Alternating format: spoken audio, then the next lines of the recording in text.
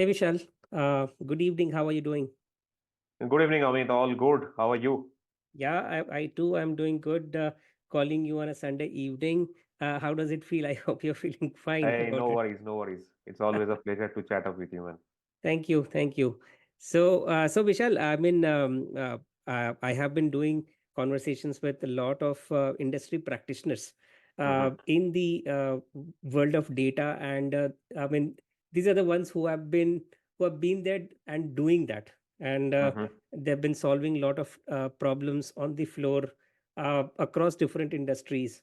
mm-hmm. And Based on your background, what I find is that you have a pretty vast and experience in the retail and the CPG sector specifically, and you have solved a lot of analytical problems. Starting from somebody in the core retail space. I remember your first company or something where you were part of a retail firm, and then you grew up, and today you are leading analytics and data science related projects at your current organization. So um, a- and uh, uh, and also, like, we have been associated, and you have been helping us and mentoring my team to help in the right way of problem solving. And we have been specifically focused on market mix model, which happened to be one of the interesting problems to solve. But at the same time, based on my experience in exploring the content on over the internet about, okay, if I have to solve a market mix model problem, right? We can even simplify it. I would really like you to simplify it for a business person who may not be talking in our lingo, which is data and math and analytics. But that is a business person who owns a business, maybe a retail store or retail giant, right? And they want to ensure that, okay, there's this new product coming in, I want to run a campaign to make a buzz about this, and the moment we release, like Apple does it, and how does Apple gets an ROI, and always its market campaigns appears to be a success, right? People are always lining up. So wanted to get your perspective based on your on ground experiences solving these problems and looking it from very close. uh, how do you help, say, business leaders define, say, as a problem, and take it forward towards thinking in a better way? So over to you, Vishal. Okay, thank you. That's quite the entire landscape of marketing and how you use data science or let's say any kind of analytics to talk about solving marketing related problems. Now, to start with, I'll go back to the very first point that you made. In a very layman's term, just imagine you open the newspaper in the morning, you see a biscuit ad or let's say a shampoo ad or anything, it would be automobile ad. Mhm. Now, the very first thing that comes to the mind is, oh my God, why do I see this ad? I got this newspaper to see the front page news. Right. Now, this front page news needs a sponsor, needs money. True. So that is exactly where it stems from. That okay, say for example, a new mobile company is launching a new a product. They want to take up that front page and put an ad, Right. which is a print ad. So this particular print advertisement, when I see it as a reader, means I'm a consumer of the newspaper. So I also get exposed to the product details, price details, anything and everything with regards to that particular product and the brand, the company, by virtue of reading that newspaper. Which means the company has reached out to me through a medium, which happens to be a newspaper. And I start Right. to understand, start to think about it. And if I spare even a minute into it, that is the success. Hmm. Now, how do I Okay. define that success? As a brand owner, as a marketer, that is all you want, starting from one medium to the other. You That want the how do I attention of increase? you want the Yes, attention of the user. attention. Yes. Okay. So getting the attention, number one, grabbing the attention. So you got my attention. Now, Right. how long am I attentive towards your advertisement? Which Right. means now you are actually trying to get me into it. In today's world, you have a QR code, you have a link which takes you to the details and nitty gritties. Now, Right. just imagine I spoke about newspaper ad. Now, in Mhm. today's world, with the digital revolution going on, you have your handheld device. Let's say you have your smartphone. You see that same ad, and the link is active. Right. So instead of reading or focusing on the newspaper, you are now more engrossed in clicking that link, getting inside it, Mm-hmm. which means I have reached the second step of success, that in luring you into the product, into my product. Mm-hmm. So gradually you are giving me data points pro bono in order to Mm-hmm. literally figure out that, okay, this is the product, these are the specifications, this is when it is going to be launched or it is already launched, this is where it is available, and all the other specifications. Mm-hmm. So now you are trying to literally tell me that, okay, if you want this product, these are the ways you can actually grab this product. You can avail this service or product. Mm. It could be through a Flipkart, it could be through an Amazon, it could be through any other ways, Got it. Mm-hmm. right? So that is step one of marketing. And Mm. in doing so, you only help me give the data points. It is like proactively I donated data points to you. So So this is the how overall, it is happening. so the all the advertisement, so you put you will put advertisement in this space. So you need to spend in Yes. advertisement to kind of lure the customer into crossing that level one. Yes. Now just think about the company. Mm. So this is like the result. Now, this particular result, before getting into that result, the company must have thought about which newspaper to go after, if at all it's a newspaper ad, which mobile platform to go after. Is it a Google Play? Is it Apple? Or is it Huawei? Whoever it is. Where should I publish? How much money should I push? Mm. So all these decision making, in fact, that budgeting is already decided. Now it is decided, for example, let's say we are starting from scratch. This is a new company, it's a new product. They didn't Mm. do any kind of marketing campaigns, anything. They are just starting to do all of these things. Right. And by virtue of doing it, they need to start gathering data points. So Right. this is how you actually start to gather data points. So in 2025, when you are thinking of doing something similar, you will bank upon the data points you have gathered all over 2024. Mm. And then you are going to literally figure out that, okay, this is how I started off. Is it literally reaping benefits, or should I refrain from, let's say, a newspaper, make it more digital centric, So make it more niche, like that? got it.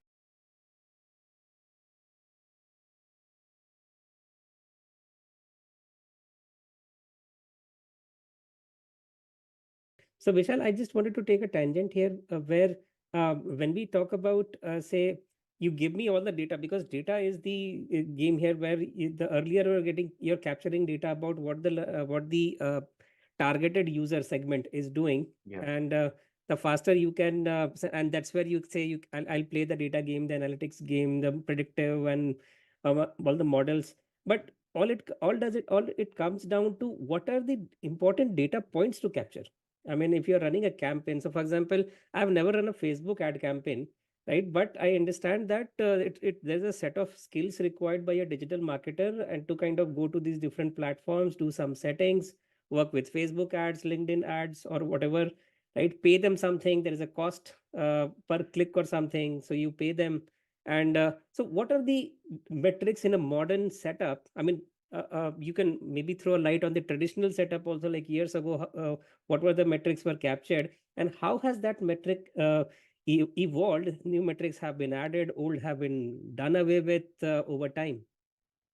Understood. So it's a longer answer if I have Mm. to put it. So let me start with the traditional piece. Let me start to take it in a very, very simple way. Just Right. consider that a new shop has come up near your locality, Mm-hmm. and that shop literally needs to reach out to the neighborhood, talk about their offerings, talk about what are their timings, and all the details, right? Now, this particular shop owner has a certain budget in doing this kind of a publicity, Right. in trying to reach out to the neighborhood, right? So, for example, let's say this person wants to spend not more than 1,000 rupees. Mm. Now, this 1,000 rupees, the shop owner literally needs to understand how to allocate. Let's say they want to do handbills, they want to do some posters, they want to call up the local neighborhood people. So all of these are your vehicles in reaching to the neighborhood, Right. and there is a cost associated with it. Right. Okay.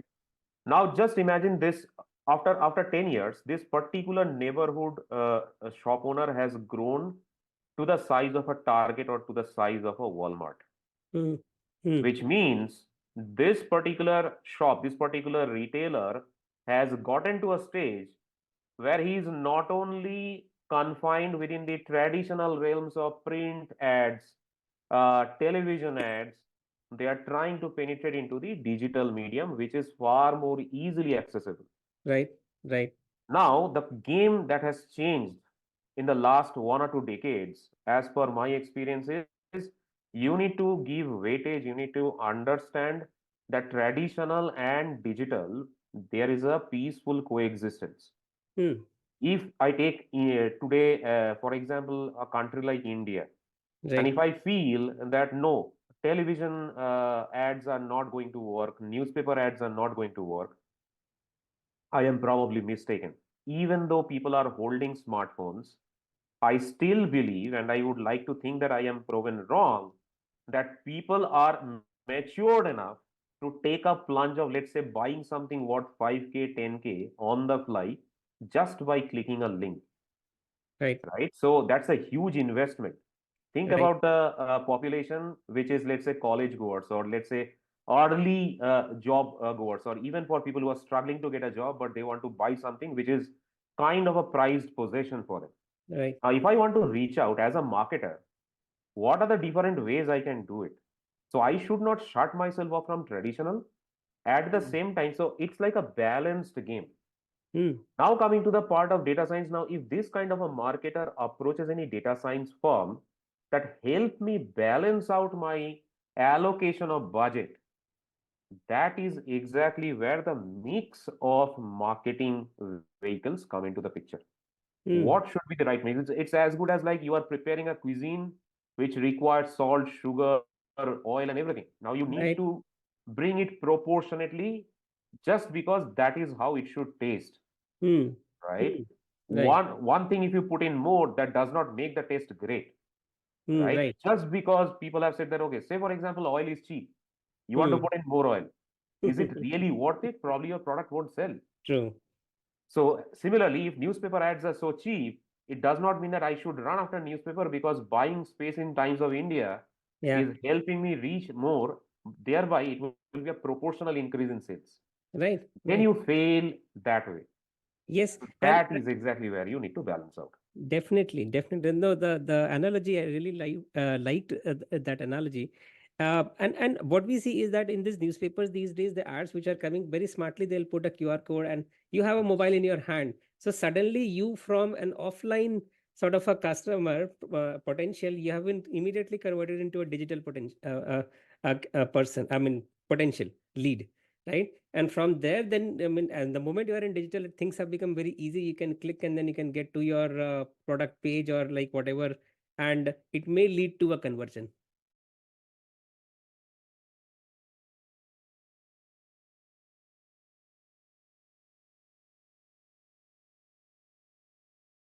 Right. Absolutely, So absolutely. no, that sounds pretty fascinating. But when if I look into the world of YouTubes and like blogs and all whatever, lots have been written about market mix modeling. This I'm talking about more. Now I'm flipping the hat and becoming a data professional. Mm-hmm. Say I'm somebody who's working in an analytics firm, right? And I'll be a part of a project. As it's a project is coming in market mix model. What are the kind of problems do you see receiving from the customer? What are the different problems are coming in, and how what all you find is that okay, hey, it's a simple analysis problem, not like again getting into the data sciencey part. Like, can you also like find I mean put the right balance between where should you take it as a data science problem, and without that this lot can be solved still. Absolutely. So to start with, if I put it very simply, if you have a small data set and you would like to understand the nuance of marketing mix as a problem, you can solve it using Excel. Very simple. Mm, You don't need to be a mathematical nerd. All you need to have is a very good arithmetic understanding mm, plus a little bit of, let's say, high school math, +2 level mathematics. That should be enough, if you mm, ask me. Now, why do I say that? It is because end of the day, think about any business. We are talking about marketing here. mm. So it's a return on investment. Correct. Now, investment in this particular discussion that we are having, we are talking about marketing investment. Correct. That's the Now, budget think you are about talking it. about. Exactly. So it's a marketing budget that we are talking about. Mm, Think about the different other types of budgets that goes in while you are planning for a product launch or you are planning for a product promotion. mm, There is a logistics budget. There is mm. a supply chain budget. There is a financial budget. Everything is there, Nice. Mm, which means the return on investment is the superset. The mm. return on marketing investment, ROMI, is what we actually call it, is Okay. what we aspire to solve when we are trying to solve a marketing mix problem. Okay. And So, that's where I yeah, heard about ROAS a lot, return on advertisement spend. yes, yes. So that Okay. again gets under that super set. Okay. Mm, mm, mm, So it is like, so I am taking out advertising separately. So mm, those are different ways of literally figuring out that in today's world, marketing is not only limited to advertising. There mm. are event promotions that are Yes. happening. Even Yes. with a movie launch, you can do a co-promotion. I mean, Right. there are so many different ways, and that is why ROAS, ROMI, there are different KPIs that actually come in to Right. help you solve the problem. Got it. Got it.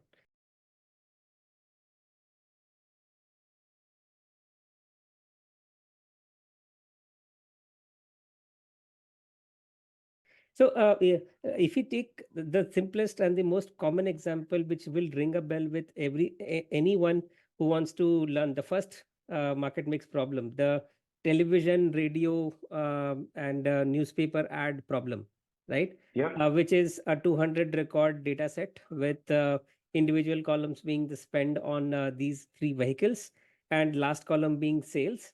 And Hmm. it's a very good starter because just by I mean, I tried. I when I was trying this out, I was not very much keen on doing it on Python. I said like, okay, let's understand what's happening inside. So Yeah. simple distributions and then correlations and that kind of gave. I mean, it was designed in smartly where it helps understand that okay, hey, don't invest in say a newspaper. It is an outdated one or like put on TV because that's what is.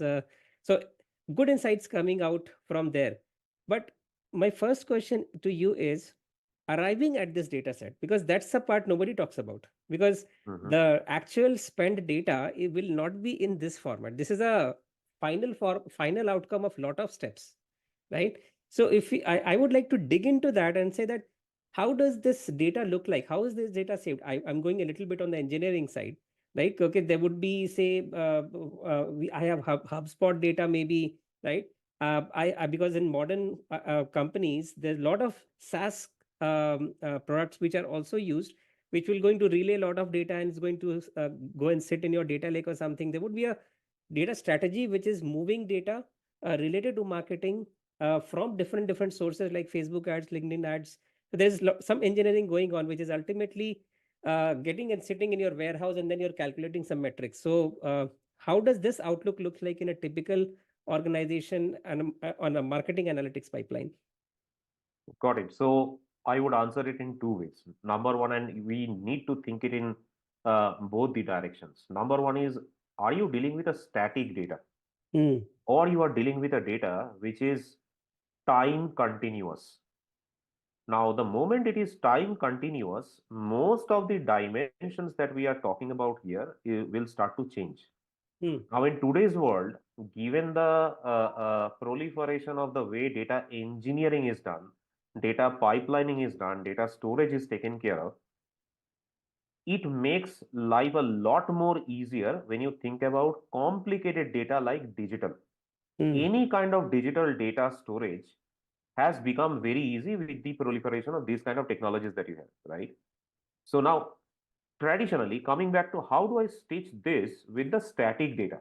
Right. Now, when you think about static data, if you have given, let's say, a newspaper ad today, it is all the more likely you are not going to continue publishing that same ad over a period of month or a year or a quarter. It is never Right. the case. Right. Now, if I start to think about it as a starter, as a junior analyst, to me, the data starts to look a very sparse data. Hmm. So the moment it is very sparse, which means I really don't know what is the continuity that I have.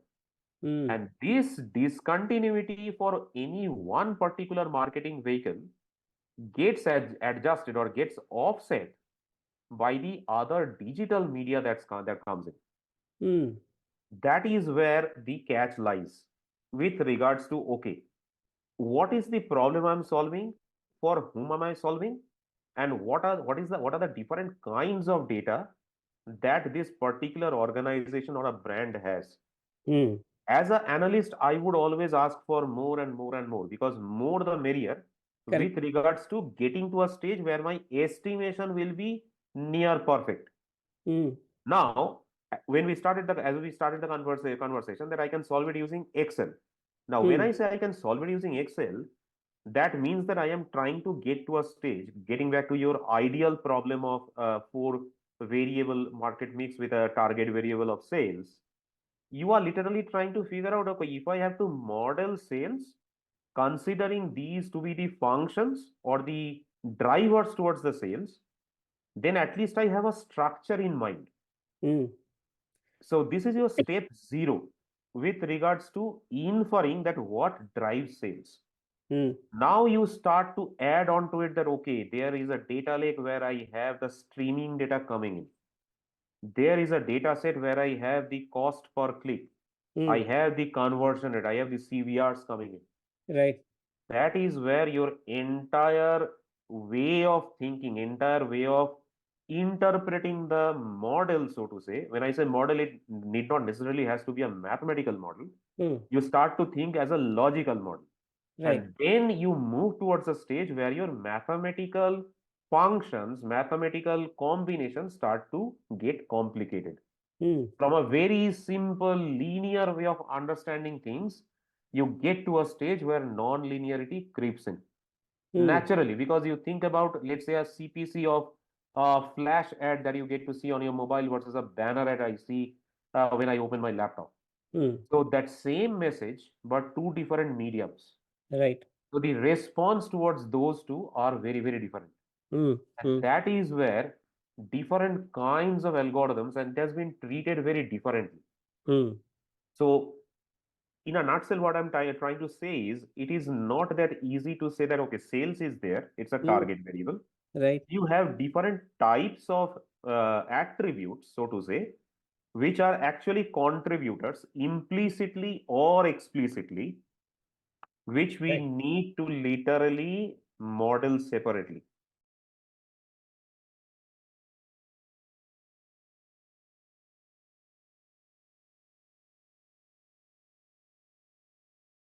So I'd like to hold you here because this has always been some gap which I found when I started figuring out this whole idea of market mix modeling by myself. And as I mentioned, the most famous and the everybody's favorite has been this data set of TV this and all. But the first thing which hit me is that, okay, I'm collecting the spent for one record. I'm pick up a single record and I'm collecting the amount spent on TV, the amount spent in newspaper, the amount spent in radio, and the dependent one is the sales happened. But my question is, I have been an analyst, right? I've been a data engineer. I have to go to SQL. I have to write SQL to connect those tables. Which is this table? What's the period of sales? Is that like I spent money today? This sales I'm capturing what? Today? 1 week later? When did the effect happen? And or like whether it is even impacting it or not? I mean, how do I even know that, okay, when this is because one thing is correlation is not causation, right? So causation is not correlation. We have been all hearing about, but the way it tempts me to say is that, hey, because of this is driving sales. Is it even right to say? Right? So I mean, just getting into the way the right way of communicating the insights which we get, and it's always said that I can never say that, okay, it is driving, but correlations they give a lot of information. I mean, what's your view around that? How do you tackle that? Okay, again, there are two parts to it. Very important question. Uh, first of all, even before getting into marketing, we need to understand as is sales, which means there is a organic growth. There is a sale that would have happened any which ways, even if the organization didn't promote, didn't Right. share any advertisements. Right. That, as an analyst, you need to consider as a baseline. Right. So that baselining is a function of lot of factors which are non-marketing, Hmm. like macroeconomic, like supply chain, Hmm. like the in-store positioning. So there are a lot of other factors which crops in. Hmm. So when you are asked to solve a market mix model, we start with these kind of questions that, okay, you might have only two vehicles of promotion. Right. Don't be disheartened. It could well be a case that you are actually gaining sales because of organic growth, because your product is selling any which ways. Hmm. Hmm. So as a statistician or somebody who likes to solve a problem using mathematical modeling, they would like to figure out, okay, contribution of a coefficient is not that great. This Right. variable is not making more sense. Right. That does not matter, which means your Hmm. organic growth is so well. Hmm. Hmm. Hmm. Your Hmm. trend. So coming back to your question, the data lies in different data sets in different DBs. Let's say, for example, print, you have one DB where any kind of print data is saved. Right. When you read that one single row of record, it is obviously it's a historical record. Now that history again is a function of what kind of product I'm talking about. If I'm Hmm. talking about, let's say, a two-wheeler promotion, I would at least need some data point which has already happened, let's say a quarter back or 2 quarters back or 3 quarters back. Right. Now, in today's world, you are armed with different kinds of algorithms where you do not need a bunch of historical data. As in, let's say, when traditionally I started my career solving market mix problems, we required, let's say, the best in class data set by store, by week, by brand, or any kind of product category. Right. The granular, the better. You have all the UPC level details. Now I'm talking about the mature markets like US or Europe, Yeah. where you have syndicated data sources where all these details are captured. Now, when I started to solve for market mix problems from the Indian subcontinent, I literally was at a loss that this kind of beautiful data doesn't exist. Hmm. Now, what is it that you can do to solve this data? First of all, they don't store the data well.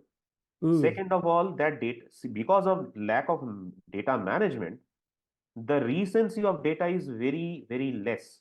So you Hmm. don't have enough data points to at least model statistically.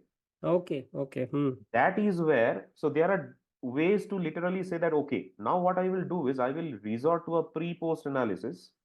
So there are ways, coming back to your question of correlation is not causation. So that is where I think what has changed in the last couple of years or more to do with the last year, causal inference has gained a lot of prominence, Okay.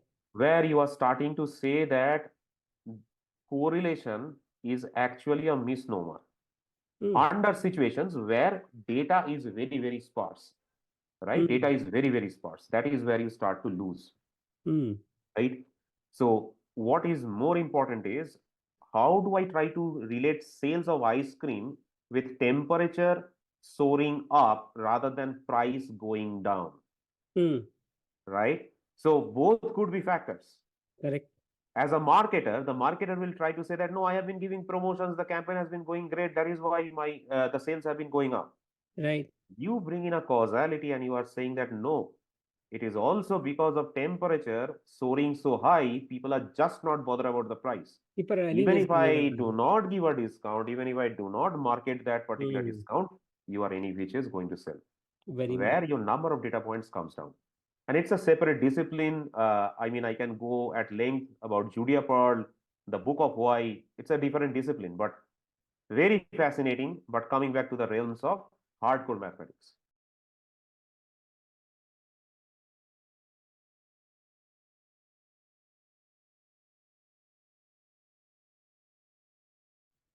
I mean, very much, very interesting. I mean, I was about to get into the rabbit hole and get into a deeper discussion into this one. But I mean, the more I try to figure out about the world of marketing, the more I realize that okay, why marketing problems are one of the most paying ones also for the analytics firms out there. I mean, if we just pick out some of the top three kinds of problems I mean, customer are paying for, right? What according to you it would be? I mean, I find marketing definitely to be there in the top three. What are the other problems do you think commonly companies are solving and adding a lot of value, real value to the business? Good question. See, marketing alone cannot and should not be able to solve all kinds of activities that goes around a product. Hmm. So marketing is one aspect towards it. Now, if you think about, okay, when I talk of market mix, there are marketing vehicles. I also subtly mentioned about promotion. Right. Now, promotion essentially comes under the bucket of, let's say, revenue growth management. Because promotion, the moment I use the word promotion, I'm trying to mention discount. Right. The moment I say discount, I'm talking of price. It's a price reduction. Right. Now, the moment you talk about price reduction, there are tons of KPIs within that itself. Hmm. So there is a huge interconnectivity between a market mix, a price promotion, and then getting onto how demand is created or generated artificially. How do I ensure that your stock is up to the mark during a peak time, during a Hmm. lean time? Hmm. So it's very, very related. These are And very getting, interconnected things, yes, which getting to a stage of customer acquisition versus customer retention versus right. customers at risk. Right. So this is how. So if you are considering, let's say, marketing mix to be one of the top three, these two will go hand in hand. Let's say the pricing and promotion piece and Yeah. the customer piece. Yes. Yes. And that is And how. So that is how you build a suite of solutions to get to a stage that now I can confidently say. Otherwise, it's like I am in one corner. I'm trying to give you yeah. one way of answering. Yeah. Probably not the complete answer. Yes. So for the end customer, it needs to be a comprehensive suite of solutions, Yes. which is helping that okay overall as a business person. Again, coming back to the very first thing as we started off saying that okay, I'm a business person, right? Okay, you can think about all that correlation, math, stats. You are the best of the brainy guy out there, but in the net, somebody is paying the bill, right? And it needs to get me hard outcomes like whether are you getting me higher revenues or lowering costs or both. I need to it needs to impact my margins positively, right? And Yeah.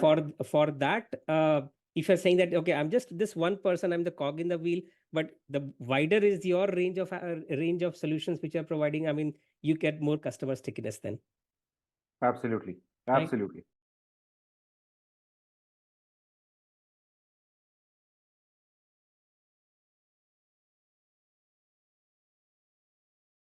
Yeah. So, so Vishal, I think we are towards the end of our conversation. I mean, it has been so fabulous that I wanted to continue, but I would like to continue these discussions in several different directions. But before going, some tip of advice for a junior data scientist who has joined an analytics firm and has is supposed to get a marketing mix model project. His manager has informed that hey, his next project is going to be market mix modeling. This person has done your basics data science like a typical data science program from anywhere. How should this person ramp up for a real world workplace challenge? Okay. So first of all, if the person has already studied basics of data science, I would like to think from a academic standpoint, the person is conversant with mathematics, statistics. Hmm. Basic mathematics, statistics is good.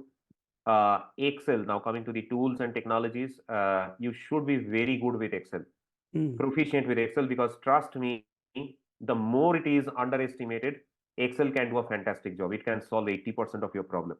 It Amazing. is no matter how big the data is, end of the day, the spreadsheet can take a lot of trouble out of you, right? You True. bring it down to a stage where you are able to see the data, and spreadsheet Hmm. is one of the best ways. Hmm. You need to know some level of programming. So get to a stage, either R or Python. So Python is definitely good in today's world. If you ask me, as a statistician, I still believe that R has also upgraded quite a lot. Hmm. R and Python are interconnectable now in today's world. Hmm. Now, when you want to present the data, there are data visualization tools. Either you opt any one, you don't need to be a master of everything. Go for a Power BI or a Tableau, you are all sorted. They give Right. 15 days trial version, you can practice it out. Right. And not to mention the last one and probably the most important one, try to be very good with SQL. Hmm. SQL, I think it had remained and it will still remain Will. no matter what changes, because you need to understand how data is connected to each other. How can I bring data into reality? Right. That is where the charm lies. Right. Right. On top of that, you do anything and everything that you want, right? Hmm. Again, SQL, you can do a lot of stuff before even getting into a stage of solving it in Python or a R, right? Right. So these are the Right. very basic things. The last bit of it is from domain point of view. Try to get a hang of what are the different marketing channels. What does it even mean? Hmm. Why do you want to do this? So if Hmm. I don't do this in this way, it is like questioning, being a devil's advocate. If I don't do this, what will happen? Right. And then you start to question yourself. So your hypothesis will start to develop. Sure. The hypothesis of, okay, this A creates the sales. Right. Either you need to prove or disprove, right? So True. that is, you need to keep on questioning. So have that curiosity. Amazing. Amazing. And being in a project team, it's always has been a very different feeling. I mean, you have spent more than a decade in the industry. I have also spent that, and we understand that the moment a project comes in, suddenly a lot of things gets into action. Right, there are a lot of brainstorming happening. So I remember as a junior colleague, I used to sit in those brainstorming sessions and just hear out like what's happening. I mean, there were seniors talking about, and that really showed the importance of domain knowledge. And you are able to, and those people grow as senior consultants, principal consultants, and they are at a right position where they're techies also, but they understand business also, and they can talk to the customer and really understand where would be the value add. Of Because course. as against software engineering, the world of data is lot driven by business outcomes. Yeah, And that's where the fun is, and that's where, as you mentioned, that Excel and SQL is non-negotiable, and that's very much true, because that's the layer where majority of the cleaning, processing, and before you do the data cheesy data sciencey stuff, you there is a lot going on within that. And you would, as a senior as a data scientist and all, you would definitely would like to have much access to as much metrics as possible, so that you can apply a lot of models. So it gets restricted because of the unavailability, or as you mentioned, bad data management. I can't even go into history to get the data points I want.